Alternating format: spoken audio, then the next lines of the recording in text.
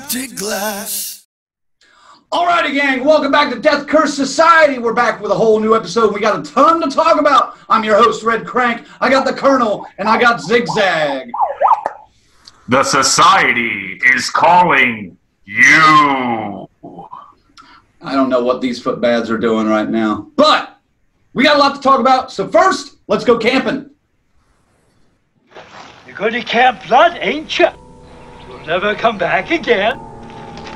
It's got a death curse.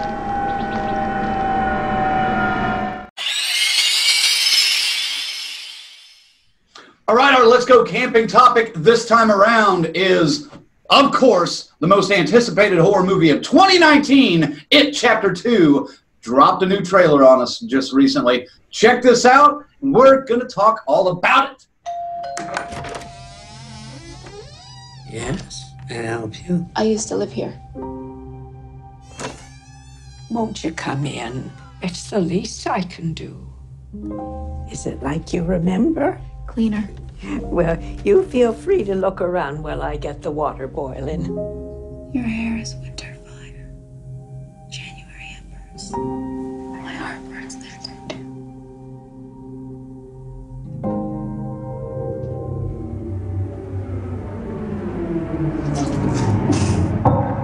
There you go. Thank you. Now some music. I do apologize. It gets so very hot here this time of year. It's fine. But you feel like you could just about die. But you know what they say about Derry? No one who dies here ever really dies.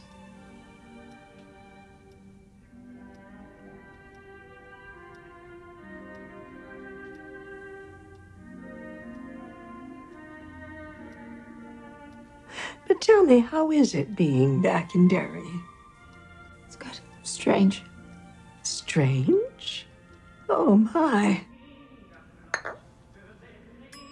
I had some cookies in the oven before you came. Stay right there. I shouldn't impose. I'm gonna... No, I insist. Your photos are lovely, Miss Kirsch. Are these your family? My father came to this country with $14 in his pocket. What did he do, Mrs. Kirsch? My father joined the circus.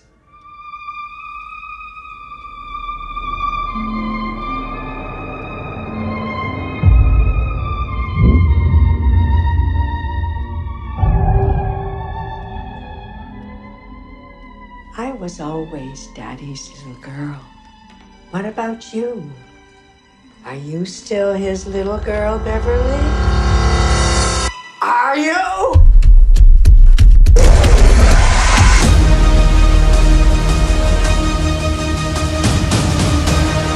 Meeting of the Losers Club has officially begun. We can do this, but we have to stick together.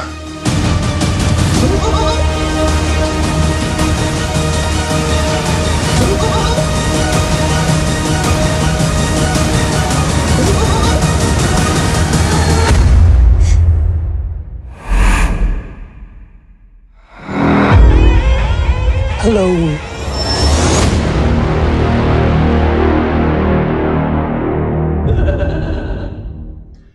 So that is the trailer for It Chapter 2, dropping in theaters September 6th. And I don't know about you guys, but this trailer is getting me hyped. I'm so excited for this. Zag, break it down for us. Wow, man. That is the scariest old lady I've ever seen in the history of old ladies on film. I mean, Jesus Christ. That was awesome. When she freezes like that and waits for the response, almost like they paused the fucking film. That is sick. They promise us blood and lots of it. I've read the book. I'm sure most of you out there have read this book too. This is by far the most anticipated horror movie of 2019. After the success of the first one and really the docket of what's coming for horror this year, I mean, it stands out, man. It stands out.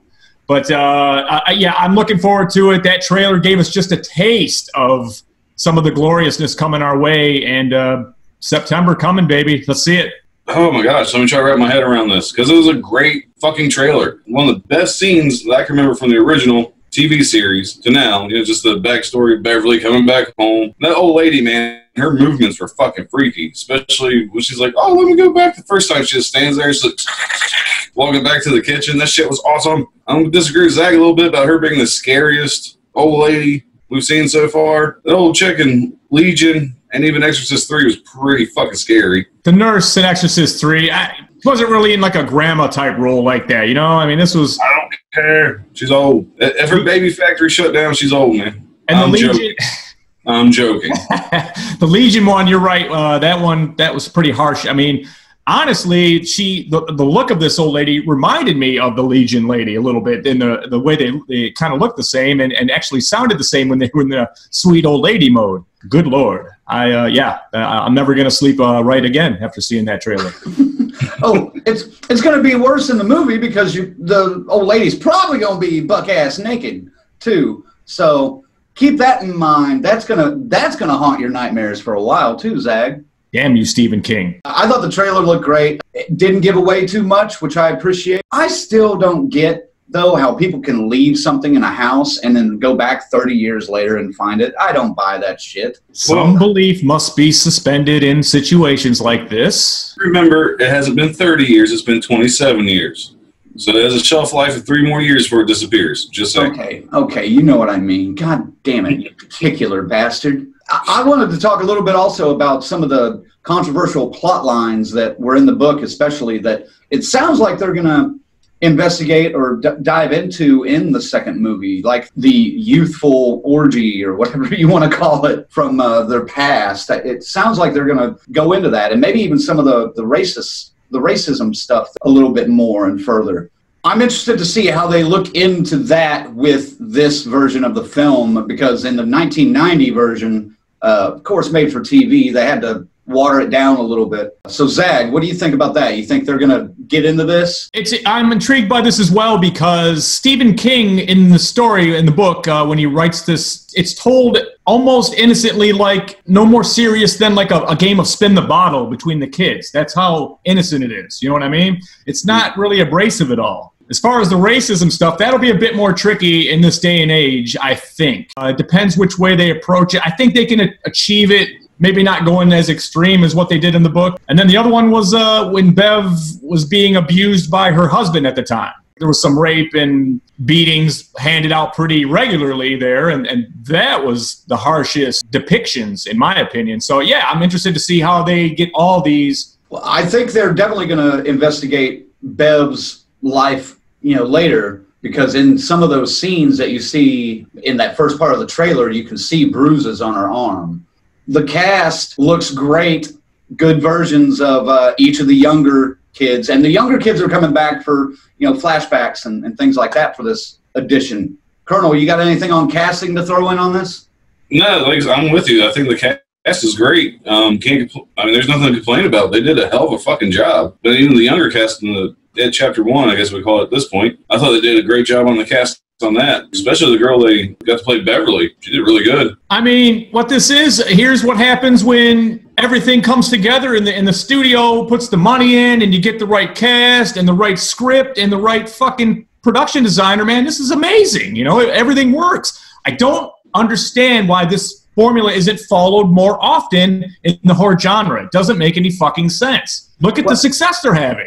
Should be enough right there. You missed one important aspect of it, too. They gave it time. They didn't force it. They didn't rush it. They didn't push it. A lot of times you hear about, hey, this horror movie's going into production, and literally 3 months later, it's in there. It is. Yeah. Like, holy shit.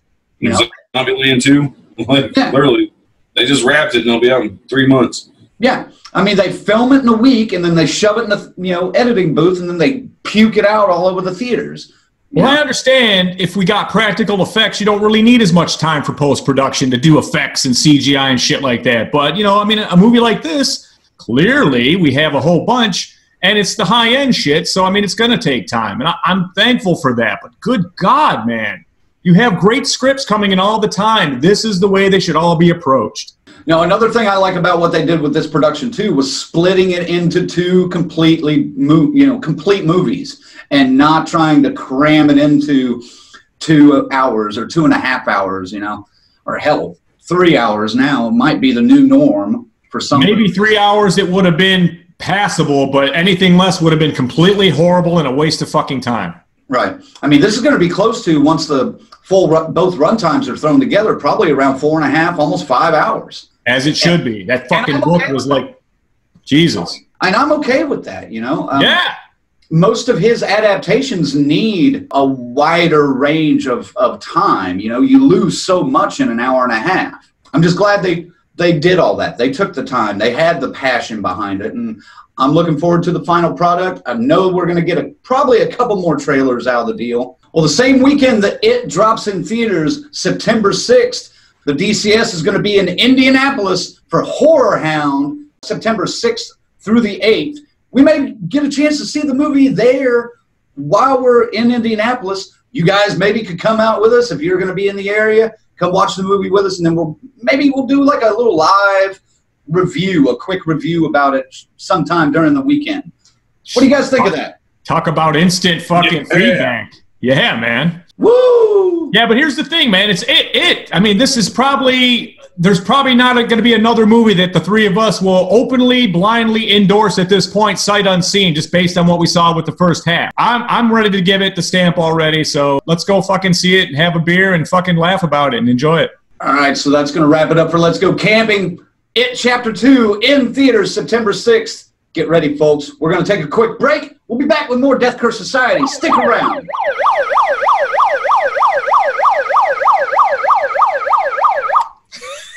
I'll be right back. Don't get dressed. Oh, fantastic. Holy.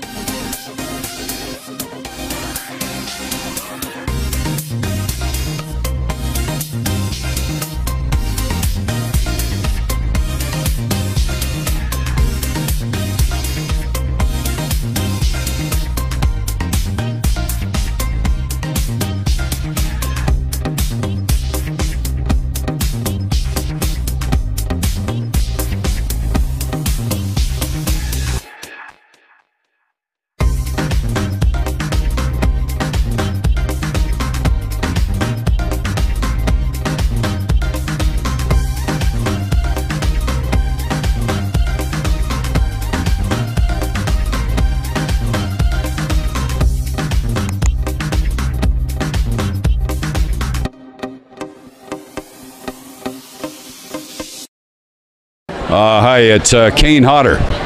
You're listening to Death Curse Society. Keep listening. Or don't fucking listen. I don't care. Welcome back to Death Curse Society. We got a lot to talk about here in our segment we like to call Stories Around the Campfire. I don't want to scare anyone, but I'm going to give it to you straight about Jason.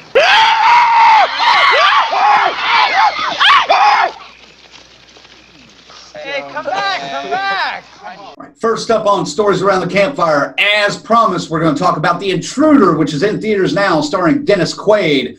Unfortunately, Zigzag's the only one that got a chance to see it. My local movie theater is going through some renovations right now. They're pretty much only showing Endgame, and that's it. Fuck them until they get rebuilt. But Zigzag, talk to us about The Intruder. What'd you think? Dennis Quaid. Obviously, I went and saw this movie. No, seriously, though, all bullshit aside and all funniness aside, what we have here is your common kind of movie. You have a couple, a younger couple, played by Megan Good and Michael Ealy, who you probably remember from Barbershop or actually Too Fast, Too Furious. He's in that. He's got the real dreamy eyes, you know, and everything. But yeah, they hit big. He's a big accountant and everything. He's got great accounts, and he's ascending up the ladder. So they decide to move, buy a house in the country to start their family. Bring in Charlie Peck, Dennis Quaid. It's a beautiful house. It's a vineyard. you can kind of tell he doesn't want to sell the house. You find out his wife died of cancer, and they raised 2 children there and had this happy, harmonious life. They fall in love with the house instantly. He's kind of a dick to him at first, but you know, he says some things that are kind of derogatory, borderline like, you know, if you can't afford it, you shouldn't even be here, kind of shit, you know. They say we're leaving, and he runs out, lowers the price just enough, says, I'll keep all the furniture in, you can have everything you want, everything in the garage. Bam, and they make the deal. Next scene, they're moving in. Charlie is going to move down to Florida to be with his kids, who he's not seen in quite a while since the wife died. It's all hunky-dory, everything's great, until wife's making dinner. She looks out in the backyard, and Charlie's cutting the grass. So she goes out and says, Charlie, what's going on? What's happening here? He's like, well, you know, I noticed it's getting kind of long, and, you know, you got to kind of stay on that. She's like, well, where'd you get the lawnmower? Did you go in the garage and get it? And he's like, that's where I keep it. Says stuff like that, you know? So he's not letting go of the house. And then as the movie progresses, the couple's trying to be nice to him. They invite him to Thanksgiving, and they have him in, but they keep hearing creaks around the house at night, and they see things in the yard in the darkness, thinking it's deer or animals. It's Charlie. And he's there, you know what I mean? And he's watching, and you come to find out Charlie's not who he says he is. Charlie didn't do what he said he did. I'm not going to say exactly what's going on because it's key. Okay.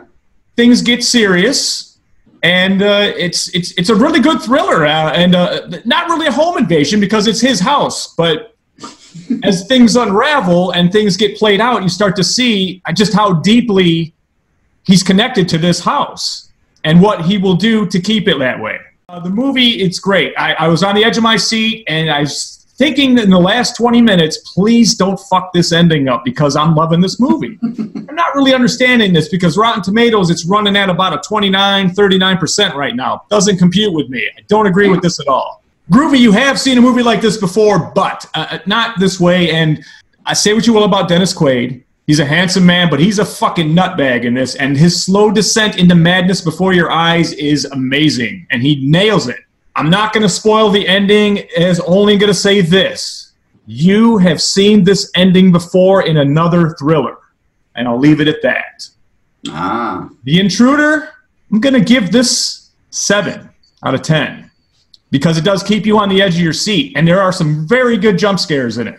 This is more of a horror movie than Us was, in my opinion. So take that for what it's worth, and I recommend it. I wanted to ask you about the couple. How did they do as actors playing these roles? She loves the house. He delivers the house for her. But it come to find out they had some trust problems based on a cheating incident, and some things never change. He has some clients hitting on him, and that leads to some friction that leads to her confiding in Charlie. So there's something going on there too that it's part of the plot. You know what I mean? There's a nice triangle going on. It's very cool. It's woven well. That's why I'm not really understanding the score. Other than you've seen this style before. Yeah, I want to see it, and I'm glad you mentioned something about Dennis Quaid's descent into madness. That was my other question I had for you about his performance, but I expected that to be good. Maybe not madness, just it comes to light that he's just not a nice guy. How is it not a home invasion film? You said it's his house. No, it's not. Once he signed the deed and then went over to the new couple, he lost the house. It's the law. But you just let everybody run around just keeping houses they sell. It would be pure anarchy. Come on. Human sacrifice, dogs and cats living together, mass hysteria. Enough, I get the point. You're right, it is, but it's just how they let him get away with the shit, how they let him keep showing up and doing things and maintenance here and there, and then they're installing a security camera. He comes up and yells at the workers, "Don't you drill into my house, what are you doing?" And this is months after keys have been turned over. So that's free lawn care, dude. I wouldn't pass on that shit. I'd rather have him do it for free than have to pay some kids to do it for $10. Like, I'll get $10 to mow my yard. Fuck, let him do it, man. And he's doing a great job, too. It's fucking amazing. The landscaping is terrific here. It just comes down to they want to begin their life as their house, and he just can't let it go. I want to see it because I'm a Dennis Quaid fan, too. Maybe not as much as you, based on last episode. He's amazing. I mean, he's just a great actor. I don't see what that could be misconstrued any other way. Roll the tape. Lifelong Dennis Quaid fan, and that's when I fell in love with Dennis Quaid. The look in his face, the look in his eyes, and what stem cell embryos is he sucking up to look like he does at almost 70 years old? What the fuck? And I'm such a Dennis Quaid fan that's enough for me right there. And again, I just, like I said, I love Dennis Quaid, man. It's unnatural. But again, Dennis Quaid, so fuck you. And plus, you know, it's Dennis Quaid. And, you know, he was in Jaws 3. You want to suck Dennis Quaid's dick? Well, I probably would put me on the other side of the, not the receiving end, but, you know. Doesn't sound. No. Yeah. I don't know what the hell's going on here. This is crazy. What happened? Dennis? God. Dennis? Stop!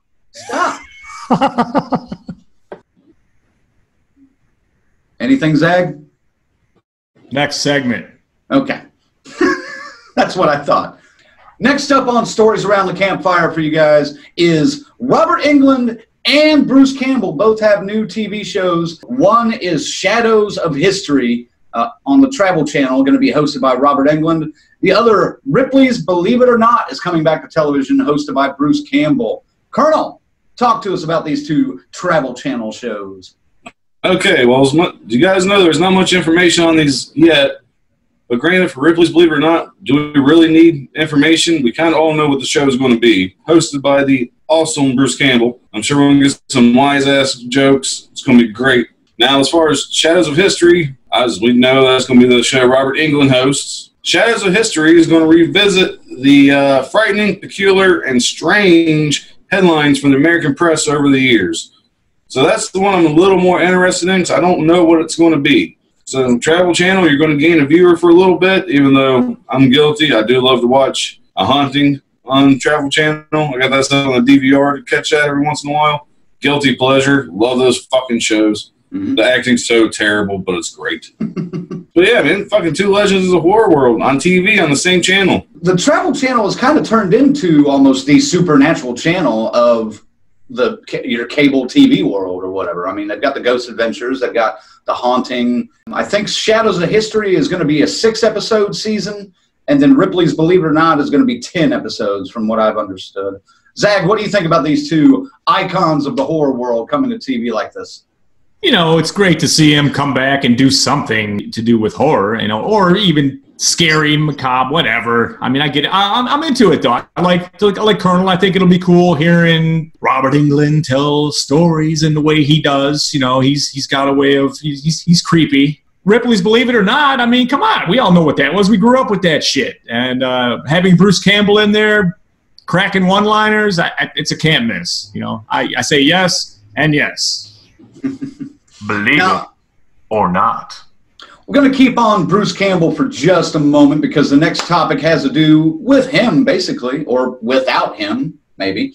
Bruce Campbell has said now that there will be more Evil Dead. They have stories to tell, but he has still retired as playing Ash in physical movies. He will still lend his voices to projects, but he says he's done with the blood part of it. Zigzag, what do you think about this? What do you expect out of this story? You're absolutely right. More Evil Dead stories, but asterisk on that, what you said to fill it out. There will be more Ash, as we have a fully immersed Ash and Evil Dead video game coming within a year, according to Bruce Campbell. But he's confirmed it. He voiced the whole fucking thing. And anybody that's played Fistful of Boomstick or Resurrection or Hail to the King, those were all right. They were fun, but boy, were they limited and clunky with the controls and everything. So hopefully we got a nice, cool, maybe you're playing as Ash. I don't care.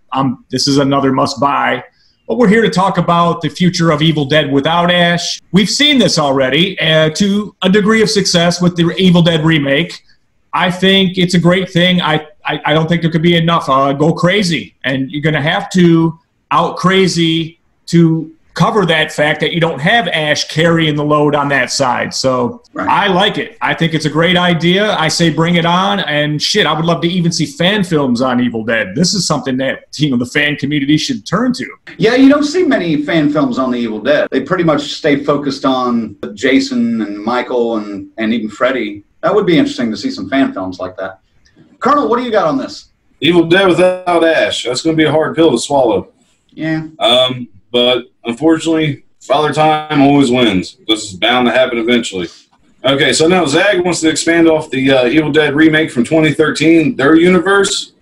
Where I'd like to see Evil Dead go is stay in the Bruce Campbell universe, but take you back to the beginning, when the world was full of darkness and monsters, the Necronomicon, prior to like the Dark Ages from Army of Darkness. Like, I want to see the two worlds at the same time. What kind of heroes we have battling evil for the Necronomicon, because they had to end up in the cemetery somehow.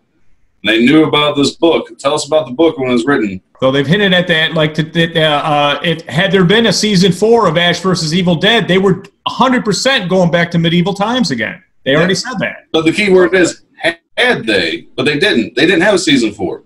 The term spin-off was used in one quote that I saw from Bruce Campbell, which I found interesting, because I'm wondering if they're going to expand on the story somehow from Pablo and Kelly in Ash vs. Evil Dead and spin that off somehow into, like, maybe they're taking the mantle now that Ash is gone. Why can't we have the doctor and his wife when they get the book and tell their story, how they acquire it and everything? There's a whole bunch of shit we can go with, man. It should be interesting. I'm interested to see what they come up with and what kind of stories they have left to tell. And I'm definitely interested in the video game whenever that comes out. So look for that sometime, hopefully in 2020. When we get the news, we'll tell you about it. So stay tuned, folks. Next on Stories Around the Campfire, we're going to take a look at the new Midsommar trailer from Ari Aster, dropping in theaters July 3rd. Check this out, and we'll be right back. I told you that I want to go to that festival in Sweden. No, you said it would be cool to go. Yeah, and then I got the opportunity, and I decided to do it. I don't mind you going. I just wish you would have told me, that's all. Dude, she needs a therapist. You've been wanting out of this stupid relationship for like a year now. And don't forget about all of the beautiful Swedish women you'll meet in June. Okay, guys. That's not her again. Seriously? Babe, what's happening? Danny. I was so very sorry to hear about what happened. I'm sorry.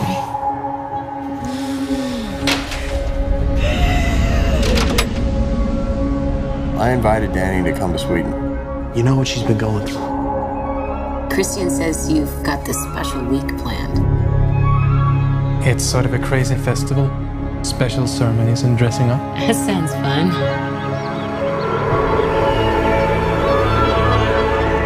Unbelievable. Welcome and happy midsummer. Skål! What time is it? 9 p.m. That can't be right. The sky is blue. This is what 9 p.m. is like here.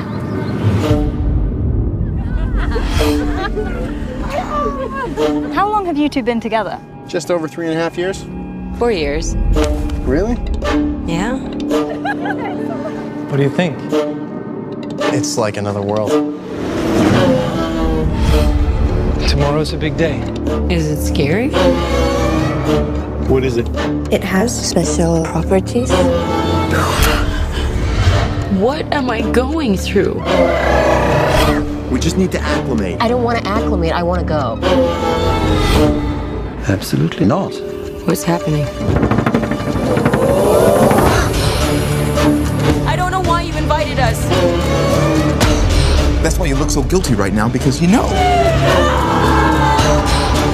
We only do this every 90 years.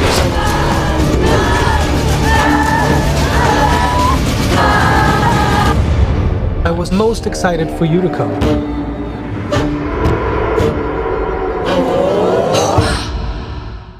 So Midsommar, right there, from the Hereditary director, Ari Aster.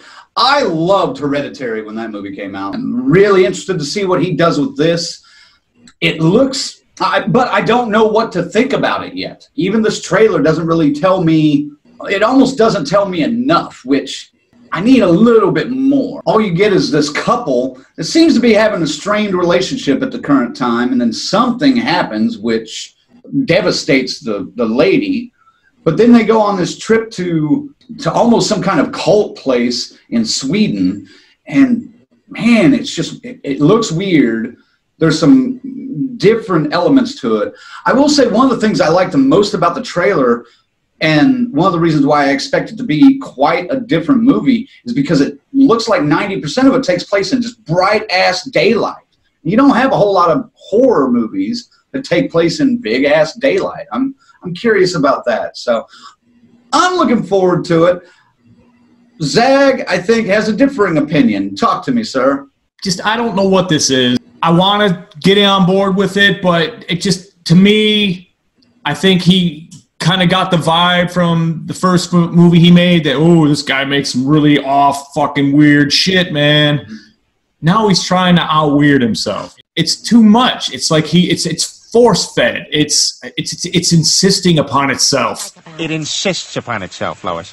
What? It insists upon itself. What does that even mean? Because it has a valid point to make. It's insistent. So I don't really know what to think about this. I appreciate a horror movie shot outside, but I just, you know, I want a story. I just don't want to be sitting there looking at the screen and in wonderment going, what the fuck am I staring at for 2 hours? Just nothing like that. I don't like that kind of movie. It's not for me. Well, so, no. I think there's going to be a story. We just haven't been told the story yet. They're keeping that under wrap. I think the story's going to drive it in the theater. This time, unlike Pet Sematary, they got it right. They're not going to give away all the best shit in the fucking trailer is what you're saying. Not this time. I will hold you to it. I hope not. Hereditary was kind of the same way. They didn't really tell you anything about that in the trailer, and then you go in there and it's just, the fuck just happened, you know? I don't remember the trailer. I remember watching the trailers, but I don't remember feeling weirded out as to what we actually saw. So your point holds water, indeed. But I'll stay on my boat. You'll stay on yours, and we'll see who's fucking going down with this shit, man. Because I'm already giving it the thumbs up. Colonel, whose boat you coming on, baby? I'm going to have to get in Crank's boat, but not quite as far. Like, I'll probably be sitting on the life raft on the side before I fully get on board. Because this trailer did reel me in a little bit. I mean, what's not the life? Like Crank said, everything's going to be bright. You're supposed to see everything. Nothing's going to be hidden in the shadows. It's all going to be straightforward. It looks like they're giving them hallucinogenic drugs to drink, and everybody's tripping fucking balls, man. And this appears to be an ancient Viking festival, ceremony, ritual, whatever you want to call it, which to me is fucking phenomenal. I like that type of shit. And the best part is about this trailer, I'm like, there's the angle. Some arrogant Americans are going to travel over to Europe and get bitch slapped with a dose of fucking medieval times fucking rituals, man. It's going to be fucking great. It does seem like the sleep-deprived angle could play into it a little bit. I'll give it a chance, but I'm not expecting much at this point. So we'll see. What was up with that dude or chick with the hair lip? That was kind of fucked up. At the very end? Yeah. I was like, ooh. She was featured in the first trailer, too. I'm not sure. Still, I'm going to say it again. That fucking hair lip, man, that shit enough to give me nightmares right there. Oof.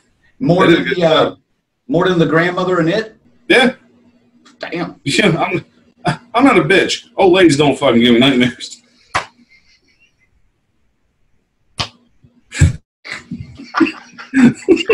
About it. I ain't no bitch, Chef. I don't give a I ain't no bitch.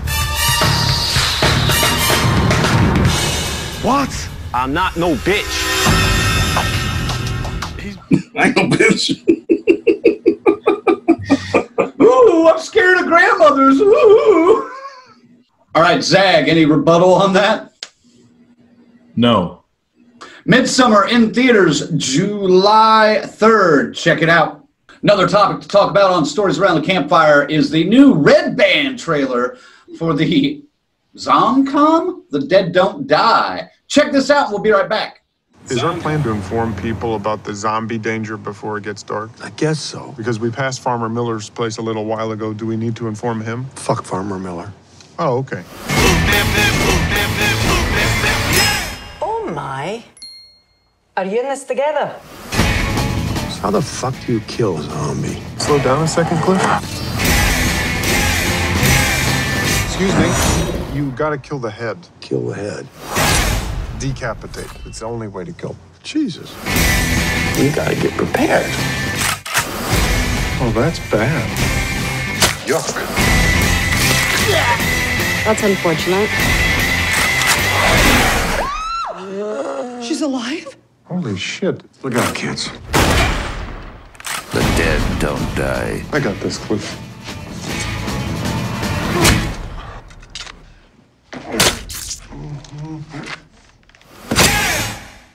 All right, so that's the trailer for The Dead Don't Die, the new Red Band trailer. We get a little bit more of a glimpse of Adam Driver and Bill Murray, of course.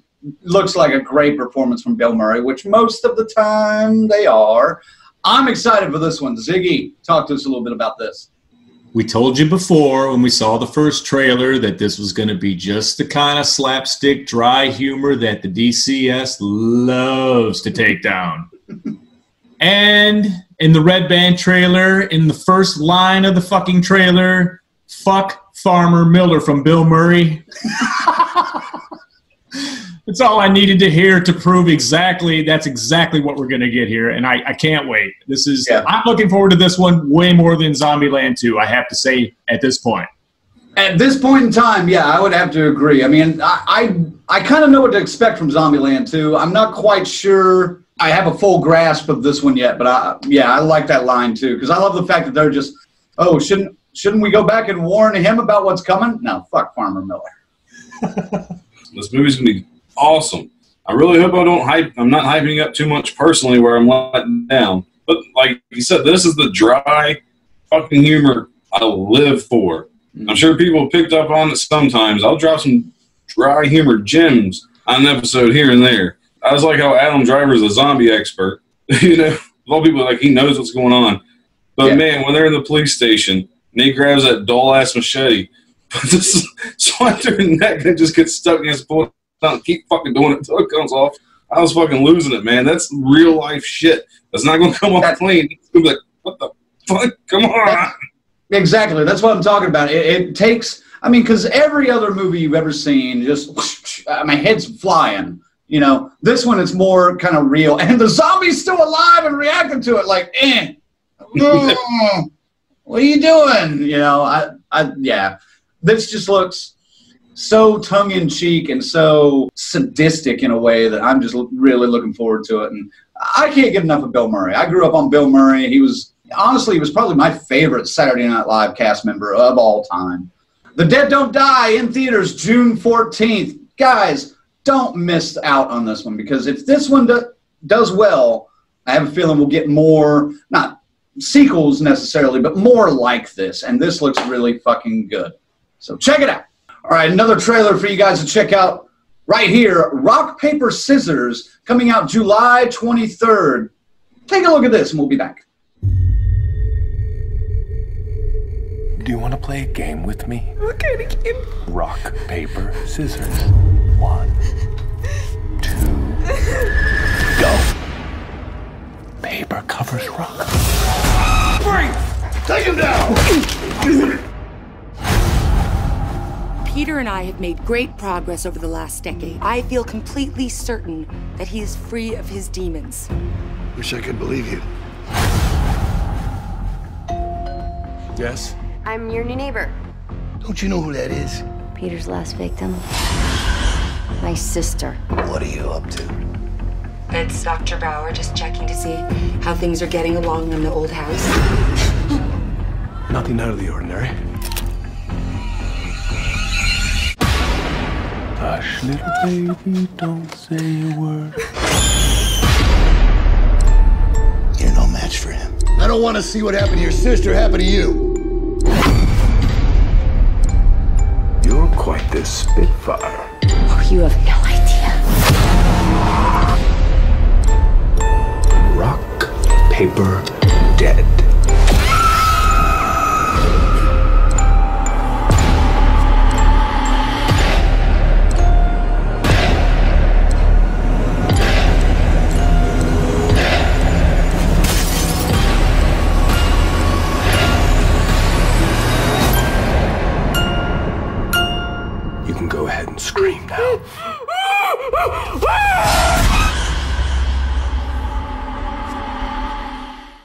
Rock, Paper, Scissors also has an alternative title overseas. If you happen to be watching from overseas, I believe it's called Rock, Paper, Dead in other markets. But in the U.S., it's Rock, Paper, Scissors, coming out on DVD and digital July 23rd. No theater release for this, but Colonel, talk to us a little bit about this. As you guys seen, the trailer is directed by Tom Holland from Child's Play fame, written by Victor Miller, known from the Friday the 13th fame, and now, of course, the lawsuit. This movie has potential to be a great time killer this summer when Hollywood's more worried about action boom boom movies than horror. I think we have a little law here where there's not much going on in the world of horror, so this is a great time filler. I'm looking at a okay movie at best, because, I mean, let's be honest, it is video on demand and physical copies. But, man, it also opens it up to so much more with such a cheesy kind of killer. Yeah. I was not sold on the mask. I thought he was a little cheesy looking, but Tom Holland and Victor Miller can't lead us too wrong. Plus, Michael Madsen, fuck, I didn't even know the guy was still alive. I'm glad he's still getting roles. I was like, yes! And Tatum O'Neal, too. I can't forget Tatum O'Neal. I haven't seen that bitch since fucking Bad News Bears. It looks campy, but I'm not sure if it looks campy in a way that I enjoy. You know what I mean? I enjoy some camp, but it has to be very specific. This looks a little weird for me. I have faith in the writer and the director and the actors, for that matter. Tatum O'Neal, Little Darlings, Christy McNichol, 1979. Look that one up. It does look a little bit like it's misdirected. They're kind of giving you, they're tipping the mask already on who's wearing the mask and everything. So it just leads me to believe there's probably a couple of layers going on here, and I don't know if it's going to work. But you don't have to leave the comfort of your couch to find out. Just spend $7 and you can watch it from home. And I wonder, and they kind of explore this in the trailer a little bit, but I wonder what it's going to be like with a potential killer that gets released for some odd reason and tries to re-enter society. I mean, does he just immediately go back to killing, or does he try to live a normal life and then gets kind of sucked into it? Yes, that's and immediately I thought Psycho 2. Immediately, right away, first 10 seconds of that trailer, 15 seconds of that trailer, I was like, okay, Norman Bates gets out. He's trying, man, but people are fucking with him, and he breaks. I felt like that. Now it looks like it branches out with a few other weirdos getting involved and everything. I'm not sure yet. You know, I like many of these trailers, maybe they're getting the hint now. Don't fucking tip your hand and show all your cards before you show the fucking movie. Colonel, what'd you have to add? No, it was just funny that he mentioned Zach mentioned Psycho 2. So when I first watched the trailer, I kind of got that Strangeland vibe from it. Was Dee Snider. If you guys remember that Jim from the fucking 90s, where he was rehabilitated. I mean, Jim, I mean it legit. It's not bad.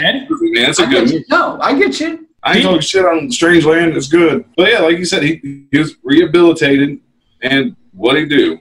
He went back to the way he was. I'm expecting this to play out the same way, but I think it's going to be a slow descent back to that madness. That's the one aspect of this movie I'm kind of the most interested in, is that psychological part about, is he fixed and life pushes him back into it, or is he just faking it and he just jumps right back into killing when he gets out? Dude, I've been a fan of Michael Madsen since Reservoir Dogs, and I love that gravelly fucking smoker voice he got, man. So, you know what I mean? That's just how I'm locked in going, fuck yeah, fuck them. I don't care what he's in. I can't get enough of him. I mean, most of the time, honestly, he sucks. But it's a suck that I enjoy.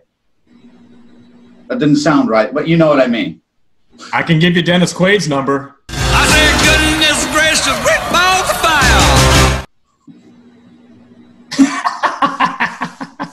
So Rock, Paper, Scissors on DVD and video on demand, July 23rd. If you're into this kind of movie, check it out.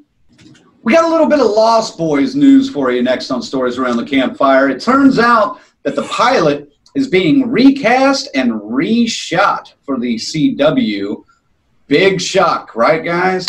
I'm glad they're doing it in a way. Hopefully it gets better, but I still don't have much hope for this TV show. It just doesn't seem like it's going to lean my way. Personally, I really don't care, but we thought we wanted to talk to you guys about it, let you guys know.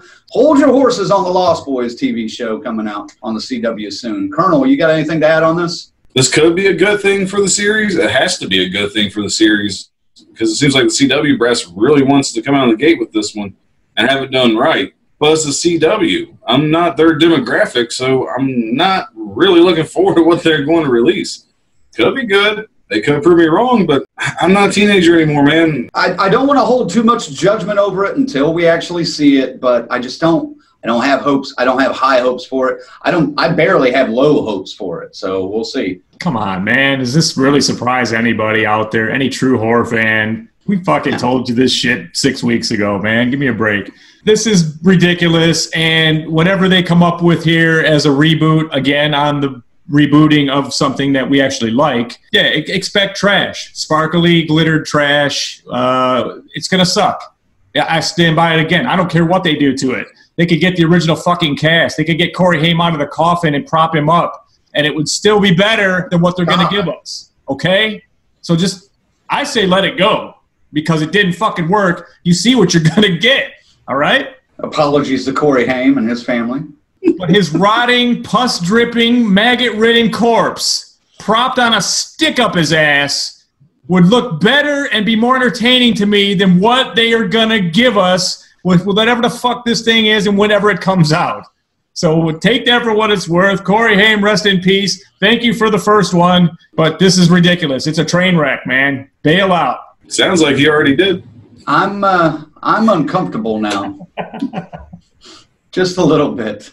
I would want to like it. I would hope that they would deliver something that's a little scary and some, you know what I mean, some vampire stories and not high school drama. We don't need that. You already did that with the Teen Wolf shit, and that was bad enough. Yeah. You made that serious. It was a fucking comedy. I can't like it yet. I will watch it. I'll watch the first one at least. Hopefully there will be some more news here in a couple months about it, and we'll figure out from there. Go ahead and dig a grave next to Corey Haim's. We're moving on. All right, finally on Stories Around the Campfire, we want to talk a little bit about rumored reboots for Hellraiser and Saw that have been started to be tossed around a little bit. So it sounds like Spyglass Entertainment is trying to launch this reboot of Hellraiser, and they say it's going to be done by writer David S. Goyer, who was part of the Batman trilogy, Dark Knight. The thing that worries me about this reboot for Hellraiser is they seem to be alluding to having a female Pinhead as the lead, and we've seen a Hellraiser without Doug Bradley, which didn't seem to do so well, and the movie was terrible, in my opinion, but that's just me. But this is a different kind of twist, and I'm not really ready for this. Colonel, talk to us a little bit about Hellraiser first. Oh. Oh, no! Yeah. Oh, no! Oh, yeah.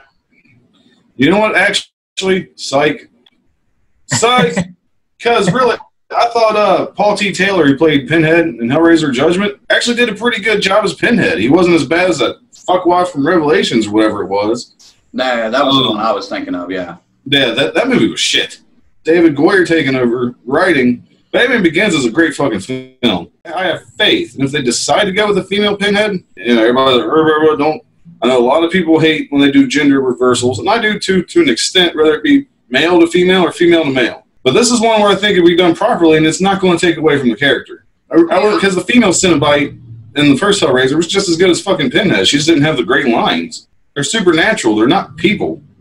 They can take whatever fucking form they want.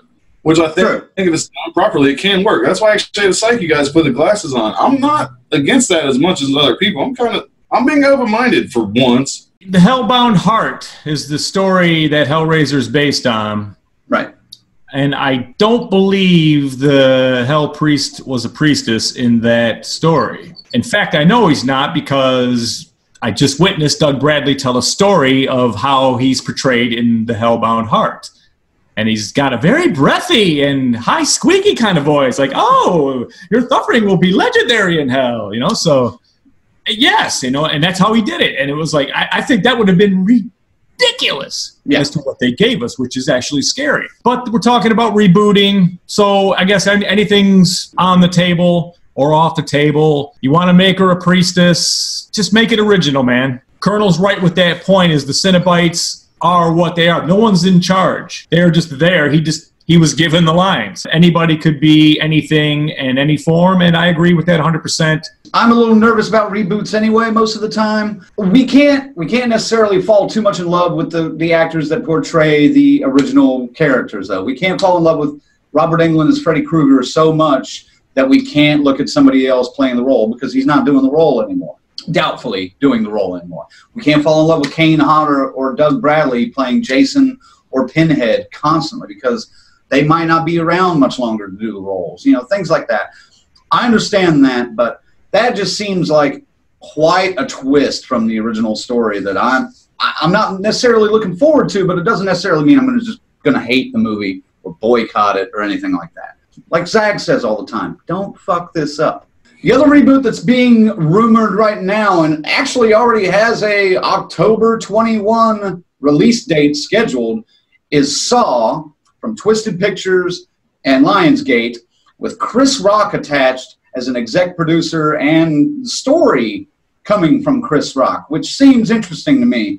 This might not be too bad. I know Chris Rock's a big fan of the Saw series, and like another Hollywood trend, comedy is kind of taking over horror right now. That's the hot thing to go, so I'm really not that worried about it. But it seems like his pitch was very detailed and very involved, and the producers that were already kind of attached to the property sounded genuinely interested in what Chris Rock had to bring to the table. So again, I'm skeptical but interested. It's 100% right. This is all his idea. He was the one that got everyone back, got the gears rolling on this thing. It's his idea, 100%. To get Bousman involved, it's a good move, I think. But I can't help but think this kind of reeks of Danny McBride co-writing Halloween. Don't really know. I'm not a huge Saw fan. I appreciate them. I've seen them. The stories do intersect. Well, they did anyway in the first 4. Intersected pretty good. But, you know, hey, man, this is a reimagining all the way from the start. So it's like back to zero. They can do what the fuck they want. Don't fuck it up. We'll come and see it. As long as it's not Chris Rock playing Jigsaw, you know, just saying, hey, stupid white people, come here. I want to play a game. That's all I don't want to hear. As long as I don't hear that, I'll be all right. I've been working on my Chris Rock impersonation. I'm saying, not bad, man. Not bad at all. Not bad. It's all good, sir. No, it ain't all good. Now clean that shit up. That's right. Get me a white boy. Get me a blonde-haired white boy so I can enjoy that shit. You the man, sir. No, you the man, and that's the problem. So that's going to wrap it up for Stories Around the Campfire. We're going to take another quick break, and we'll be back right after this. Never, ever, ever, under any circumstances, say, I'll be right back. Because you won't be back. I'm getting another beer. You want one? Yeah, sure. I'll be right back.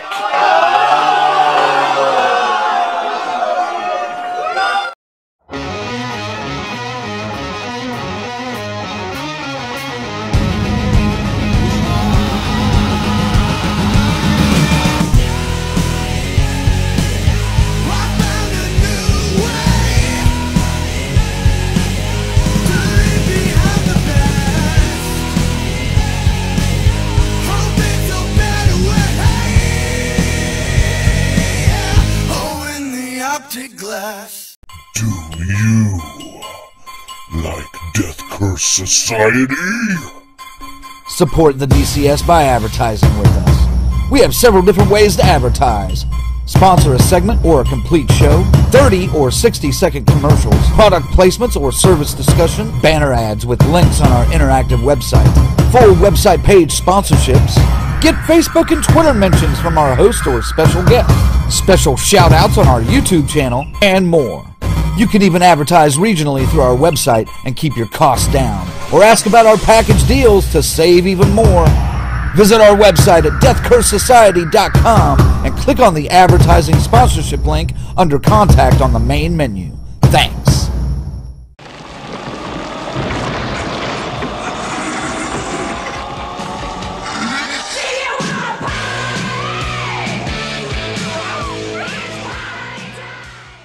Well, we're back with Death Curse Society, but that's basically the end of the show. We're just here to wrap it up for you. Put a nice little bow on it at the end. Colonel, send them out.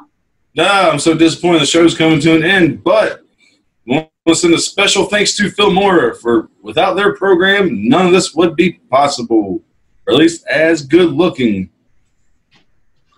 This is true. Zigzag. Facebook, Instagram, Twitter, YouTube. Oh, yeah. You can find us out there. Social media, we are there. But deathcursesociety.com is the source. Check in with us from time to time. And you never know, man. You might drop your question or something. You could win some shit, some swag, a T-shirt, a hat. You just don't know. Give it a try. deathcursesociety.com. Yes. Yeah, watch our social media definitely over the next, I'd say 2 weeks to a month. We're probably going to start doing some giveaways real soon, so stick around, tell your friends. And if you are interested in one of our Death Curse Society t-shirts, we're all wearing them today. I like it. I like it when we're all in the uniform. You can get one of your own, your very own, for only $20 for sizes small through extra large. 2X and up is $25 for the, what do you call it, the fat guy tax? Yeah. Fat guy tax. The fat guy tax. We'll take care of shipping. We'll take care of handling. We won't put the shirt on you unless, you know, you really want us to. But send your money to paypal.me/zigzagisDCS. Give us some information about what size you want, your address, and we'll ship it right to you. Our next episode is going to be June 6th, right here on YouTube. We're going to be talking about Brightburn, and we're going to be talking about Ma, a couple of thrillers coming out in theaters over the next few weeks. They look good. That's it for us. For the Colonel, for Zigzag, I'm Red Crank saying DCS out. See you next week.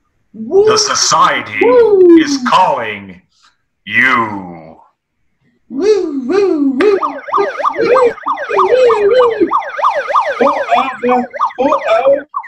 Yes, fucking.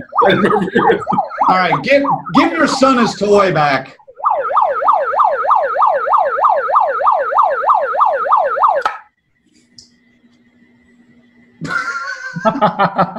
Fucking footbad.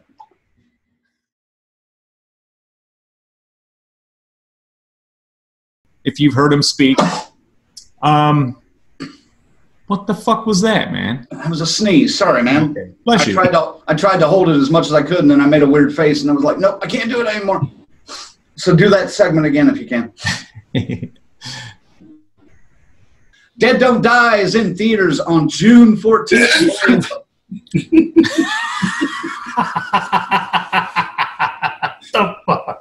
The fuck was that?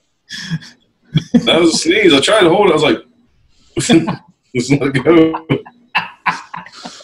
I thought you were reacting to something I said, or like. It's not June 14th, you stupid fuck. All I'm saying is the fucking release date. What are you over there about? This movie is nothing to sneeze at.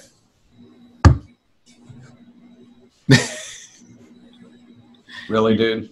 Fucking Really? allergy, fucking ridden, sneezing fucks. Yeah, I'm agreeing with you. I'm not stepping. I'm supporting. I'm lifting. Colonel, hands up! Don't shoot. Hugs, baby. Hugs, baby. Give it, bro, a hug. Come on, Colonel. Oh, Colonel. Fucking gay. Zag sucks Dennis Quaid's dick, and now he's a bitch for grandmas. All outside during the fucking Midsommar, man. When they please, you guys to hear that. We do now. It took a minute because of your lag, but yeah, we do now.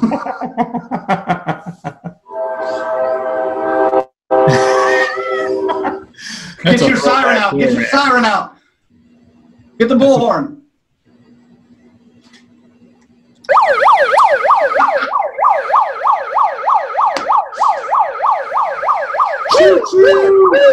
All right.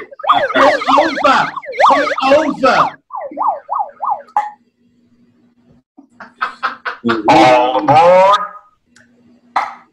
Next stop, Colonel's back door.